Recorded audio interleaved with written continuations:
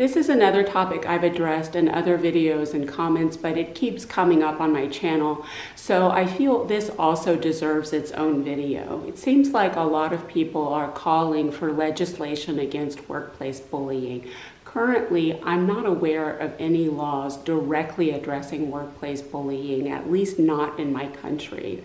I'm not an attorney, but please allow me to offer my completely uneducated opinion based entirely on my own personal experience with the law and with my own pursuit of justice.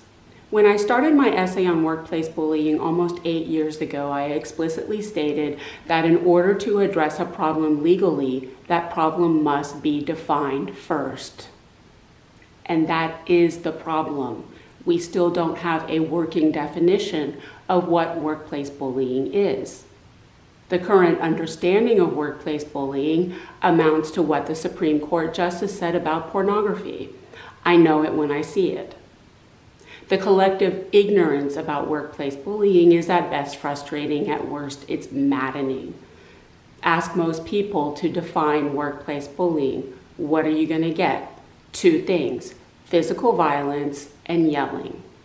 Stuff that doesn't really happen in the workplace.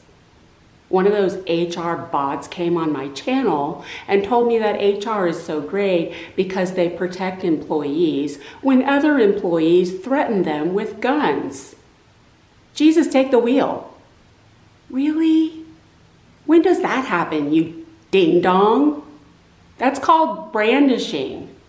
There are laws against brandishing. You can't brandish your weapons. If someone brandishes a weapon at you, you call the police. If someone assaults you, you call the police. If someone sexually assaults you, you call the police. If someone damages your property, you call the police. Those are real crimes. We already have laws against them. Workplace bullies don't do stuff like that. No bitchy boo-boo. That's not what I'm talking about here. That is not workplace bullying. There is no pushing and shoving, no screaming and yelling. That's not how this stuff works. And yet workplace bullying is a pandemic that destroys the lives of millions of people all over the world, so workplace bullies must be doing something. Again, most workplace bullies are narcissists, and narcissists care about one thing and only one thing in this world or in this life, and that's their image, their reputation, what other people think of them, and how they look to other people. Yes, they're stupid, but they're not that stupid. They will never do anything that will get them into trouble, get them fired, or worse, get them arrested. The whole point of workplace bullying is that it has to be as indirect as possible, so the bullies can never be called on their behavior and it can never get back to them. Instead, workplace bullying is this whole accumulation of microaggressions, a series of thousands of minor, petty, passive-aggressive behaviors that collectively create a toxic environment, an atmosphere, and make you miserable and uncomfortable. That is what workplace bullying is all about.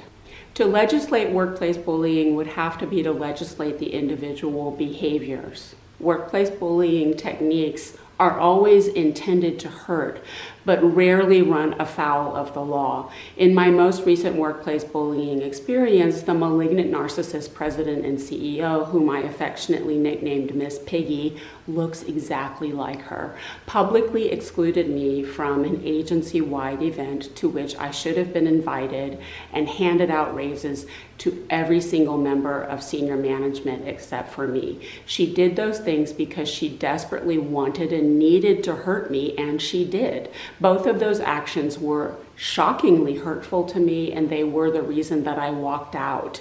Because, bish, if you want to play games with me, 2 can play that game. But they were entirely her choice. If I went to an attorney to complain about her, he would laugh me out of his office. And a lot of workplace bullying behaviors can be interpreted subjectively. That's why I keep saying that when it comes to workplace bullying, everything is energy and intent.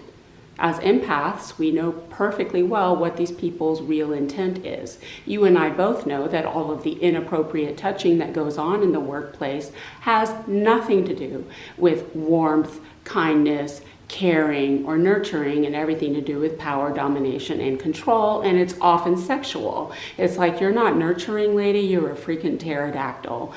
Whenever I have tried to confront workplace bullies on all the staring that they do, you know what they say? I was just admiring you. Narcissists are very skilled at publicly presenting themselves as good people with good intentions and can explain their behaviors as normal or benign. Ultimately, it boils down to the distinction between the behaviors and your perception of the behaviors, which I think is very tricky legal territory. You want to know the workplace bullying technique that is the most common and does the most damage. Gossip.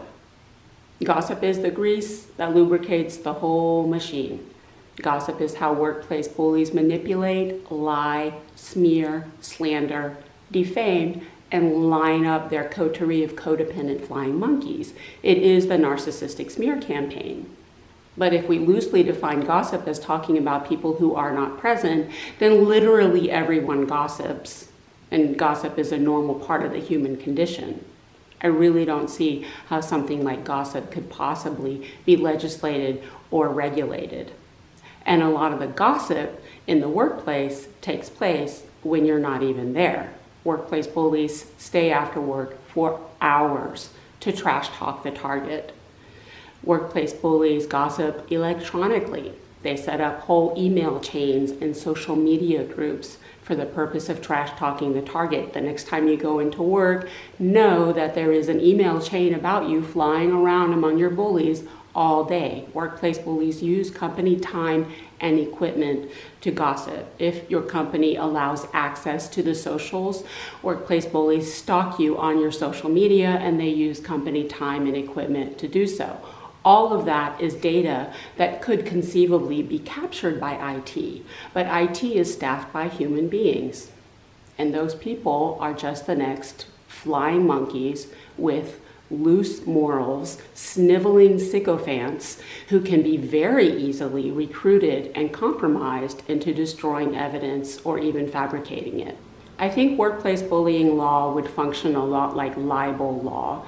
In my country, libel cases are incredibly hard to win. You have to prove not only that the statements were untrue, but also that they were made with malicious intent. We learned that with the whole Depp Heard thing last year. In other words, you have to say, well, that's me, but it's not me at the same time, if you see what I mean. That's why all these celebrities who get smeared in the tabloids usually don't bother to sue. Instead, they go to the UK to do it because the laws are different there and it's easier to win. You would have to prove not only that these people did this stuff, but also that they did it with malice. To my knowledge, there is no way to document intent. And again, narcissists can always lie about their intent the same way they lie about everything, because all narcissists are pathological liars. When I was sexually harassed at a tutoring center for a year, I contacted an attorney in my area. He told me that in order for a sexual harassment case to go forward, it has to be something so egregious, like this person propositioned you, threatened to fire you or get you fired if you didn't blow him, or actually touched the sexual parts of your body, which would actually be a sexual assault. In other words, if this person didn't send you dick pics, then you don't have a case. He also told me that these types of cases in my state are capped at $60,000, an amount of money that is so pitiful, no attorney would agree to take the case. $60,000 for grab them by the pussy. I have a feeling that workplace bullying law would be even worse. You would have to assemble a mountain of evidence proving that these people did this stuff and did it with malicious intent. And you would have to have witnesses to corroborate your testimony, because without witnesses, it's just a matter of he said, she said. A workplace bully could call you names to your face, but if you walk into a courtroom without witnesses, you have nothing. Again, narcissists have no problem lying. All the workplace bully has to do is deny the allegations and say, no, I didn't. And that's the end of that. No evidence, no witnesses, no case. And what is your evidence? Workplace bullies very rarely put stuff in writing. And to my knowledge, it's illegal in most states to record people without their consent. And who are your witnesses? People who are still employed by the company? You would be asking these people to choose between you and the company. Where do you think their loyalties lie? These people would sell their souls for a sandwich. And after all of that, as an unemployed person, you would have to find an attorney who is willing to take the case for a negligible amount of money that may not be worth it to either of you. And is your job even worth fighting for? If you have a very well-paid, salaried position with benefits, I can see how that might be worth fighting for. But increasingly, work is becoming this part-time contract 1099 crap, which I think should be straight up illegal. Companies do that precisely to avoid liability like this. And they do it because on an overcrowded planet where people are becoming increasingly disposable, they can get away with it. And after all of that, do you really want to revisit the pain and trauma when the defense comes at you, rips you apart, and tears you to shreds? Because they will. Trust me, I've already experienced it just by coming forward, let alone taking legal action. Without real evidence or witnesses in a game of he said, she said, I hate to say it, but I think that a workplace bullying case would function a lot like a sexual assault or domestic violence trial. The defense in those cases is DARVO, defend, attack, reverse, victim, and offender. You are not the perfect victim. No one is. You are not squeaky clean and as pure as the driven snow. So you can prepare yourself for character assassination that is so crazy making it will make your head explode. Why were you wearing a mini skirt? Why'd you go out with him? Why were you dressed provocatively? Why'd you take the drink? Why'd you go back to his place? We see it now in high-profile domestic violence cases. There is no doubt in my mind that both Amber Heard and Angelina Jolie were brutalized by their narcissistic husbands. But in the court of public opinion, those women are getting absolutely raked over the coals. They are not the perfect victim, far from it. They both have a past. They have histories. They are not Virgin Mary, Mother of God, and people don't like victims like that. People do not like adult victims. People like innocent little children and animals. We live in a victim blaming and shaming culture. That is because most of the people in the culture are unhealed, traumatized victims who themselves have unresolved pain and are highly triggered. In a game of he said, she said, with no evidence and no witnesses, it comes down to which party is more credible. And these people will use the slightest shred of evidence, no matter how petty, to smear you as a bad worker with bad work and a bad work ethic. You forgot to cross a T or dot an I. There was one eyelash out of place.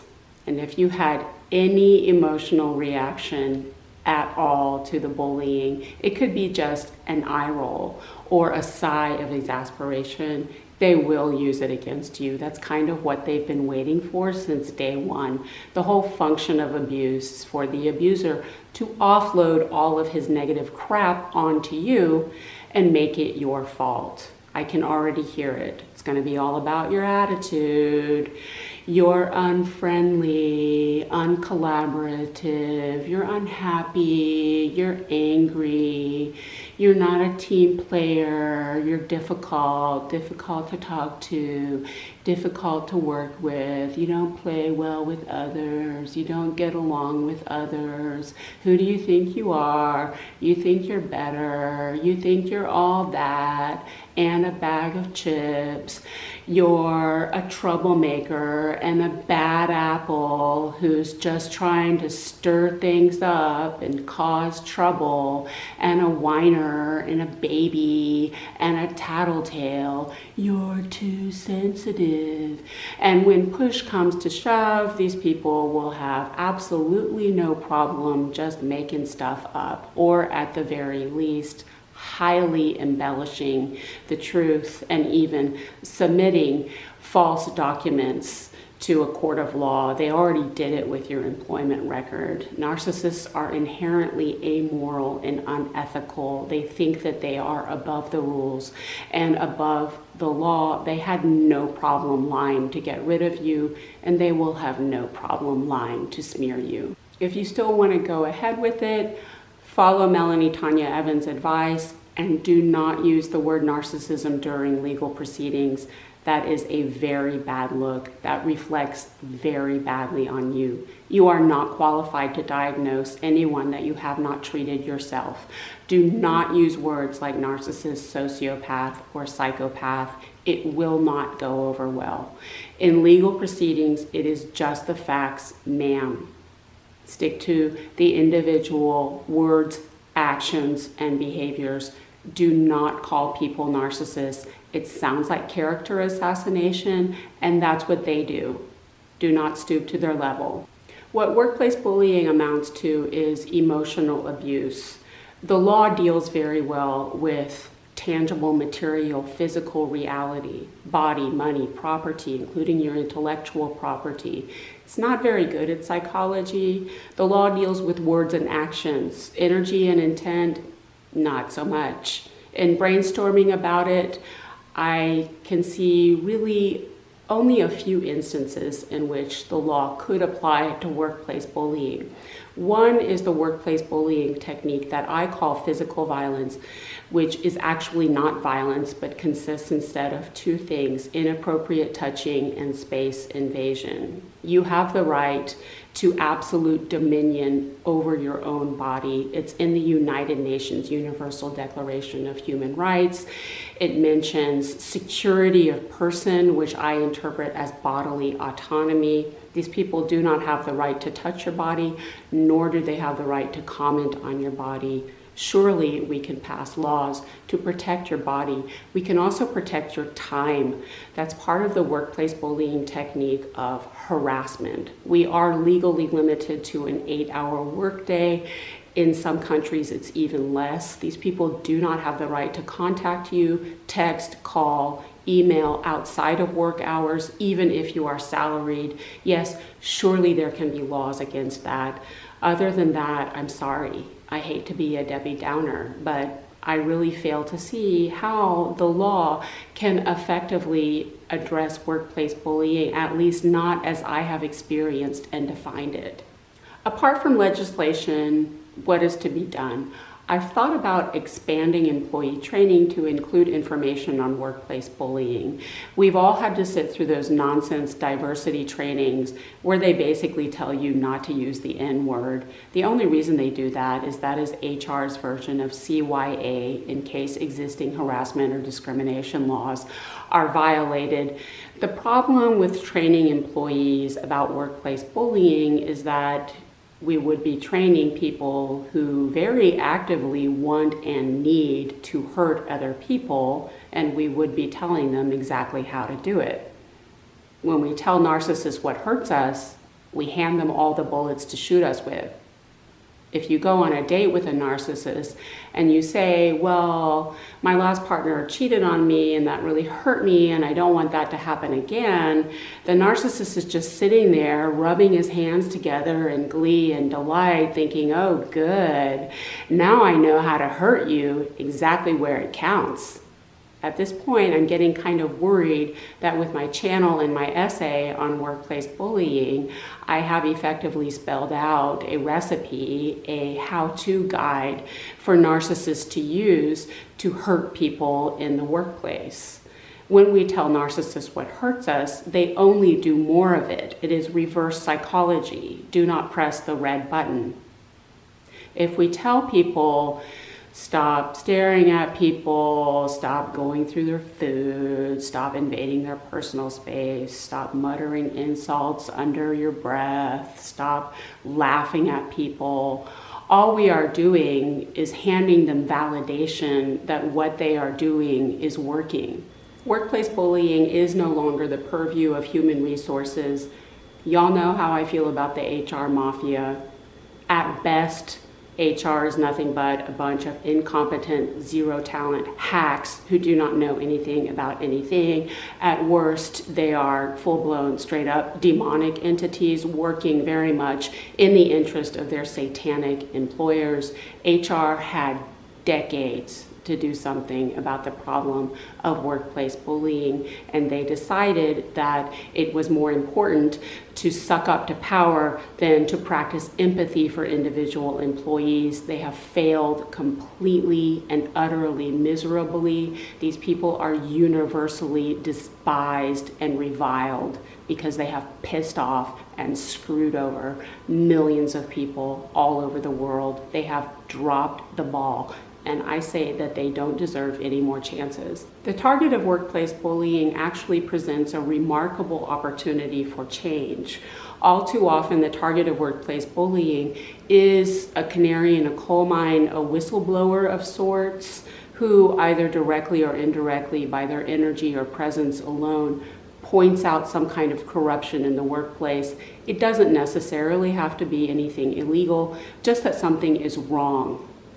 The target of workplace bullying is usually someone new with an outsider perspective and fresh creative ideas, who is smart and intuitive enough to see through all the nonsense. That's exactly the kind of person that the organization needs to clean the place up. And that's exactly the kind of person who is the first to be bullied and the first to be eliminated. And they become the scapegoat and the sacrificial lamb. The target of workplace bullying simply does not have enough power to make any change in the workplace because they don't have any respect, because they don't have any authority.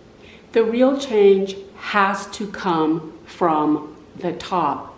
The problem is our leaders. Just like in a country, the whole culture is colored by the personality of its leaders. Narcissists care a great deal about a whole bunch of crap that does not matter. Things like hierarchy, seniority, rank, title, status, class, image, and above all, money and power. Because they care so much about those things, they usually get them. The whole system is set up to encourage and reward narcissistic traits. All too often, the people in power are a bunch of narcs themselves, or they are stage 5, raving codependent doormats who are scared of their own shadow. One of the points I make about workplace bullying is that it is the result of weak leadership. It would take a spiritually strong leader who simply does not want other people to suffer for anything to be done about workplace bullying. Last year, I had the opportunity to work with a lovely, high vibrational guy who owned several small businesses. He actually studied meditation at the residence of the Dalai Lama in India. When I told him that I had a channel about workplace bullying, he looked at me with real concern in his face.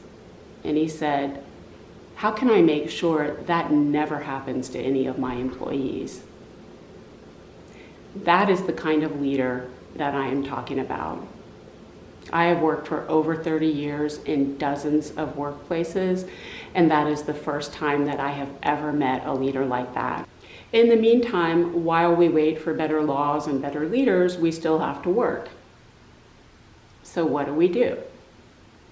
I hate to say it, this is going to sound like some cheap-ass Instagram pseudo-spirituality, but the answers lie within you. The obvious solution to workplace bullying is to get rid of all the bullies, but that's not going to happen. Dealing with workplace bullying is a multi-step process. First, pay attention to the red flags. No boundaries, no filter, no empathy, no self-awareness. Above all, pay attention to the negative energy. Trust your intuition. It has been given to you as a blessing to protect you. The minute that you sense something is wrong, something is off. Do not question yourself. Do not pass go. Do not collect $200.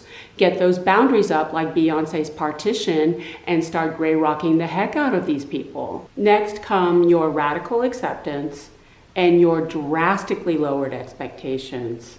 It's not managed expectations, it's zero expectations. Recognize exactly what you are dealing with. You are walking every day into an adult daycare staffed by infants and toddlers, sick children with severe mental health issues and absolutely no hope of any growth, change, or evolution in this lifetime.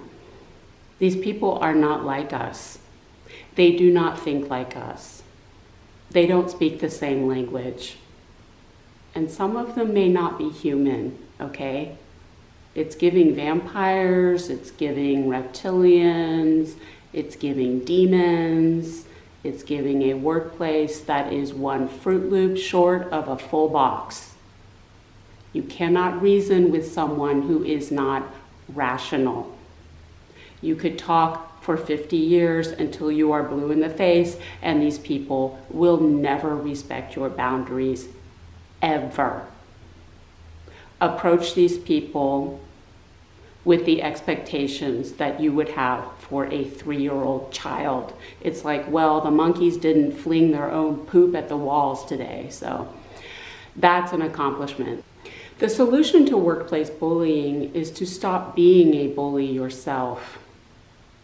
Stop expecting other people to change so you can feel better. That's what bullies do. We cannot wait for 9 billion other people on the planet to be different for us so we can finally be okay. That's controlling. Abusers have to control other people's emotions because they can't control their own. It's just a spiritual bypass, looking to other people for your own emotional safety. That is a failure to go within. The whole point of workplace bullying is to trigger you, push your buttons, get a rise out of you, provoke you into negative energy so the bullies can feed off of it and take power from it. I keep saying that all workplace bullying is happening on a spiritual and energetic level.